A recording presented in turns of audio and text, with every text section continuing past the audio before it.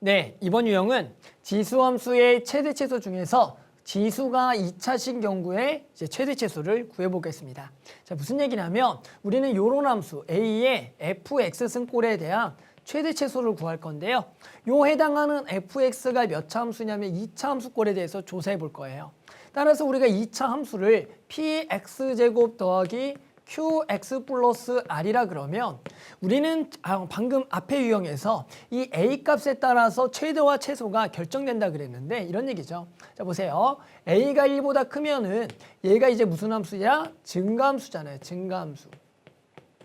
그런데 지금 주어져 있는 fx가 2차 함수면 이제 상황이 두 가지가 있죠.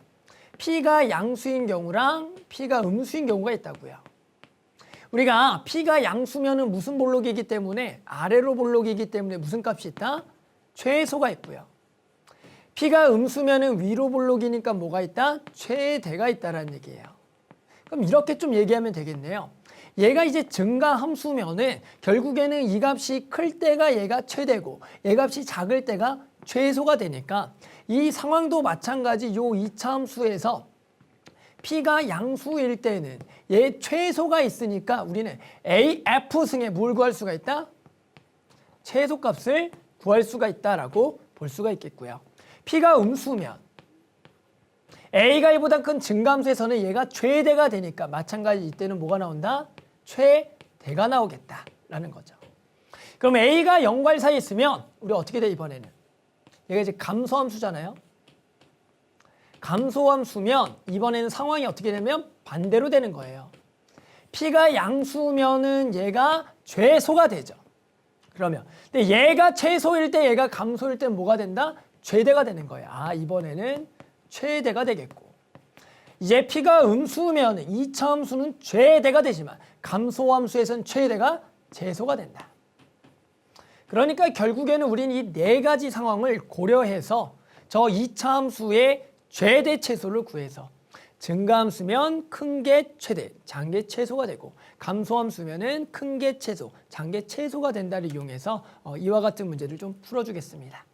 됐죠? 그러면 예시 문제를 좀 같이 풀어볼게요. 네, 그러면 예시 문제 좀 같이 풀어볼게요. 자, 예시 문제는 2019년 6월 학평 나형 13번이 되겠습니다. 자, 함수 fx는 5분의 1의 x제곱 마이너스 4x 플러스 1승은 x는 a에서 최대값 라지 m을 갖는다. a 더하기 라지 m의 값을 구하래요. 자, 봤더니 일단은 얘가 밑이 5분의 1, 즉 0과 1 사이의 값이죠. 그랬을 때 지금 얘는 아래로 볼록인 2차 함수가 된다고요. 그러면 실제로 우리는 얘 최소값을 구할 수가 있는데 밑이 1보다 작으니까 전체의 무슨 값을 구할 수가 있다? 그렇죠. 최대를 구할 수가 있구나. 그래서 지금 최대값을 구할 수가 있어요. 그럼 일단은 뭐 해야 돼? 2차 함수의 최소를 구해야겠죠? 완전 제곱을 하라는 얘기죠. 따라서 x제곱 마이너스 4x 플러스 1을 완전 제곱하면 얘가 x 마이너스 2의 제곱에 마이너스 얼마가 되겠다? 3이 되겠다. 이렇게 되겠죠. 그러면 우리는 해당하는 최소값은 꼭지점에서 나오죠. 2, 마이너스 3이다. 아, 얘는 x는 2일 때 최소값 마이너스 3을 갖는다라는 거예요. 그러면 우리는 이제 뭐예요? x가 2일 때 이번에 뭘 갖는다? 최대를 갖는다. 그것이 얼마다? f2가 되겠다. 이렇게 구하는 거예요. 따라서 갑니다. x는 얼마에서 2에서 최대값 라지 m은 f 뭐가 된다? 2가 된다라고요. 따라서 F2니까 5분의 1에 여기다가 2를 집어넣으면 마이너스 3승이 돼서 5분의 1에 마이너스 3승 얼마? 125가 되겠다. 이렇게 구할 수 있더라. 됐죠?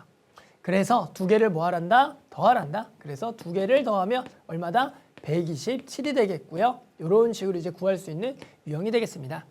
자, 결국에는 이제 이런 형태가 나온다고요. A가 1보다 클 때, A가 0과 1 사이 있을 때 해당하는 지수가 2차 함수 나오면 그 2차 함수에 일단은 최대 최소를 구하고요. 그건 당연히 아래로 볼록과 위로 볼록에 따라서 결정될 건데 A가 1보다 크면 큰 게 최대, 작은 게 최소.